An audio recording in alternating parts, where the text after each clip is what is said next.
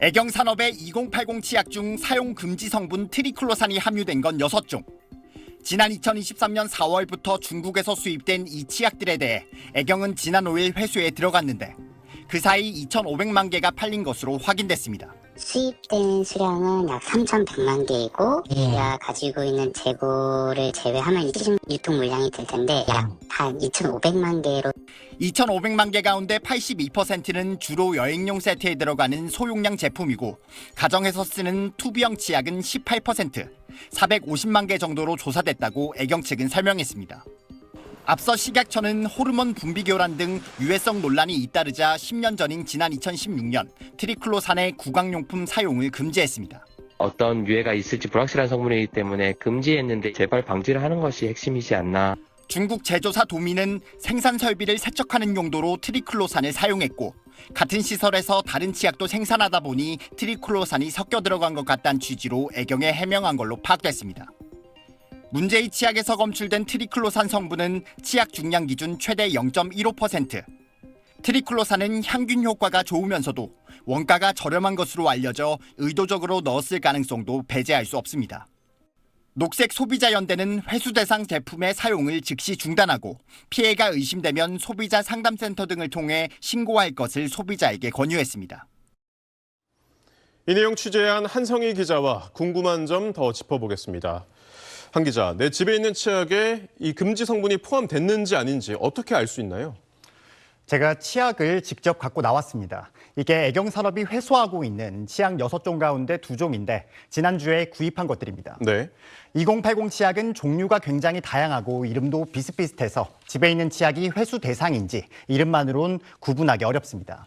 치약 겉면을 보시면요. 문제의 치약은 뒷면에 제조사가 영문으로 도미, 그러니까 DOMY라고 적혀 있고 제조국도 메이드 인 코리아가 아닌 메이드 인 차이나라고 돼 있습니다. 네. 그렇다면 소비자 피해 보상은 언급되는 게 있습니까? 네, 트리클로산 성분은 갑상선 호르몬이나 성호르몬 분비를 교란할 수 있는데 당장 몸에 문제가 나타나는 건 아닙니다. 치약 종류도 다양하다 보니 지금까지 2,500만 개나 팔렸지만 본인이 문제의 치약을 쓴 건지 모르는 분이 많으실 겁니다. 저희가 애경산업 측에 보상 계획이 있는지 물어봤는데 현재로선 회수와 환불에 만전을 기하고 있다면서 보상 여부에 대해선 언급하지 않았습니다. 3년간 모르고 써온 소비자 입장에선 환불만 해준다고 하면 억울하겠죠. 네. 소비자 단체는 책임 소재와 범위를 가리기 위해서라도 애경산업이 수입할 때 제대로 검증했는지 또 언제 처음 알아서 어떻게 조치했는지 등을 식약처가 서둘러 조사해야 한다고 강조합니다. 네. 말씀하신 것처럼 2,500만 개라면 상당히 많이 팔린 건데 이 애경산업이나 식약처 조치에는 문제가 없나요? 3년간 그것도 2,500만 개나 팔렸는데 이제서야 금지 성분이 함유된 게 확인됐다. 소비자로선 이해하기 힘들죠. 네. 애경은 치약을 수입할 때 트리클로산이 검사 대상에 포함되지 않아 확인이 어려웠다는 입장입니다. 그러면서도 중국 업체와 계약할 때는 트리클로산을 넣지 말라고 미리 알렸다고 주장했는데 그럼 이번엔 왜 검사했고 이전에는 왜 검사를 안 했는지 의문점이 남습니다. 식약처는 2016년 트리클로산 사용 금지 조치 이후 지난 2024년에 수입 치약 6개, 지난해엔 국내 유통되는 30개 치약을 조사했지만 트리클로산은 검출되지 않았다고 밝혔습니다. 2,500만 개가 팔릴 때까지 보건당국이 전혀 손을 쓰지 못한 셈입니다. 네, 한성희 기자 후속 보도도 기대하겠습니다. 잘 들었습니다. 서울의 한 마트에 찾아갔습니다. 치약 코너에 애경산업의 2080 제품이 진열돼 있습니다.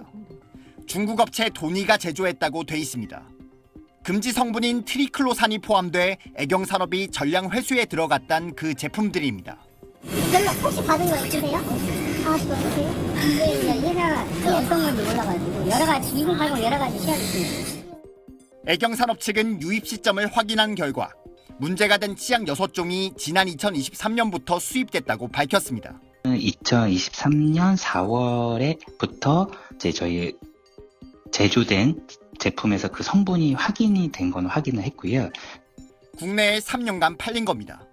애경산업이 미량이라고 했던 트리클로산의 함유량은 치약 중량 기준 최대 0.15%로 파악됐습니다.